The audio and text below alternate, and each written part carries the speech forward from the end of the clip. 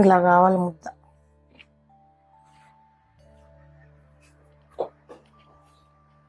తగినంత వాటర్ వేసుకొని కలుపుకోవాలి. పిండి సాఫ్ట్గా రావాలి, బాగా ఒత్తుకోవాలి. కొంచెం కొంచెం నీళ్ళు వేసుకుంటూ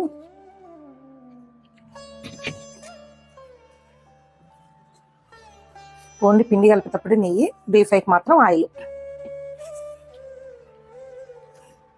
సింపుల్గా అవుతుంది. ఎవరైనా గెస్ట్లు వచ్చినా, పిల్లలకి ఏదైనా స్నాక్స్ కావాలన్నా. బాగా గట్టిగా నొక్కుకొని పిసుక్కుంటే పిండి తొందరగా సాఫ్ట్గా వస్తుంది. నువ్వులు వేసాం కదా, ఆ స్వీట్లో కొంచెం బాగుంటుంది. నల్ల నువ్వులు ఉంటే వేసుకోండి, ఇంకా బాగుంటుంది. నా దగ్గర లేవు ఇప్పుడు, తెల్ల నువ్వులు వేసాను. నల్ల నువ్వులు వేస్తే కొంచెం కలర్ఫుల్గా కూడా ఉంటుంది.